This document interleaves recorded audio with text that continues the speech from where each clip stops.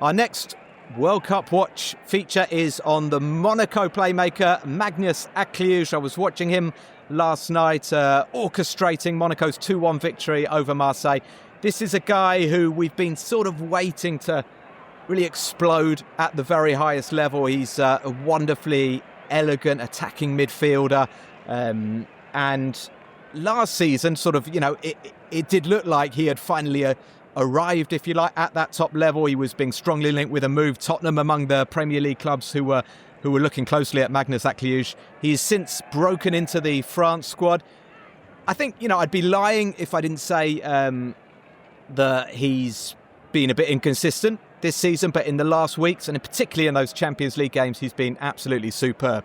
So I want to get your thoughts, Tom and Andy. Tom, it looks like, after some good performances at the last international get-together, it looks like he is going to be on the plane to go to the World Cup with Didier Deschamps' squad. What do you think of this guy who, like I say, is such a delight to watch, doesn't always have the end product, but I think he's producing more and more that now. Yeah, I think he is a wonderful player. I'm a huge Maghnes fan. That very exciting alliance of a player who is very elegant, but who is also capable of winning matches almost single-handedly. I think that the big issue that he had, and this is something that has been talked about quite a lot in France this season, is that, he was playing in a team that weren't performing. And I think when you have that kind of creative player, he needs solid foundations below him in order to be able to perform. And I guess the fear was that because Monaco were struggling so much, it might be difficult for him to shine it in the way that he had last season. Because, like you say, last summer people were talking about Monaco having put a 70 million euro price tag on his head because they've been so underwhelming this season. We hadn't really seen the best of Akliouche. But those games against PSG really seemed to bring him to life. The two games in the Champions League and in the league game as well.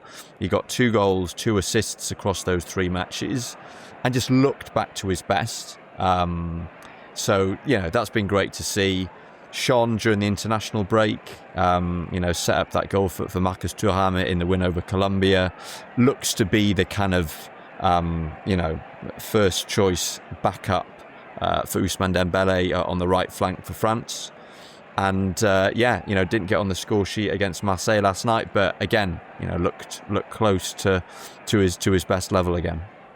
Yeah, and Andy, the work he did in that game, particularly for the opening goal, Golovin scoring, but it was all about sort of Akliouche's dribble and defenders getting sort of sucked into the middle. Then he released it out to the right-hand side to Teze crossed to Golovin. 7 goals and 8 assists so far this season for Monaco. Is he doing enough for you in the final third? He could probably do a bit more. There's no question that his stats could still get a lot better. Obviously, he's got big room for improvement. I think that obviously he's come into great form recently. Akliouche has got such a languid kind of style. He's quite an unusual looking player. I think of his overhead kick he scored in a league game against Rennes last season, which I commentated, which was the kind of goal that probably only Zlatan Ibrahimovic could score if it wasn't Akliouche who scored it. So he's got that ability to do the most outrageous things. And we may not quite seeing him at the level he can definitely get to, but you're right. His form of the last few weeks has come at exactly the right time. I thought he was superb in those 2 games against PSG in the Champions League and the league game, which they won at the Parc des Princes. So he's found form at the right time. Monaco found form at the right time. It looked probably not so long ago that there was not much chance he would get in the France squad because of the competition for places, which we talked about last week. And the fact that he wasn't quite at his best, and he's just really come onto a game at the exact right moment, both for himself in terms of his international prospects and for his club. He's got an incredible touch of the football, an ability to accelerate. Carrying the ball, he's so good to watch. He's very silky. Tom, if there are doubts about him at the very highest level, it would be that he's got this very wiry frame and. There's no question there'll be Premier League clubs after him again in the summer. Do you think that could hold him back in the Premier League? We know Ligue 1 is extremely physical, and people probably outside of France don't quite realise how physical it is. But if Premier League clubs are hesitating over him, I think it would be the fact that he is not lightweight, but he is quite frail or quite slim, isn't he? And thin, basically, what I'm trying to say.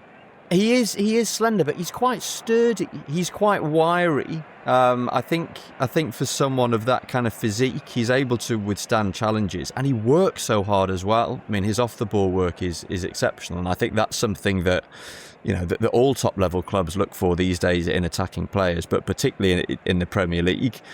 There's always a danger when you get a player like Akliouche who shines in the very particular context that you find at Monaco, that very sleepy stadium, very few supporters, very little external pressure. Going to a bigger club, that would be a completely new environment for him. So I think that perhaps would be more of a concern. But yeah, I think physically he's probably got enough to adapt to the rigours of English football if it is the Premier League where he ends up playing. And yeah, it would be really, really interesting to see how he'd fare in another league. Given the fact he's shown that he's capable of performing in Liga and on occasion in the Champions League as well. I think it was Inter Milan, wasn't it, who were one of the teams supposedly in for him last summer. So maybe not necessarily going to move to the Premier League. And actually, I just did a little Google search. The weight of Maghnes Akliouche, I'm not sure how foolproof this Google search was, but apparently he weighs more than Folarin Balogun. So there we go. And he might not look like a particularly... Could be his hair, that. Chap. Got a lot of the hair. It may well be his hair, but it's how he uses it. That's what really matters. It's how you use your weight that counts. True. Well, look, he's a wonderful player to watch, and we're hoping he stays in Ligue 1. And I tell you what, we didn't mention PSG, but PSG are absolutely interested in him as well. So definitely one to watch.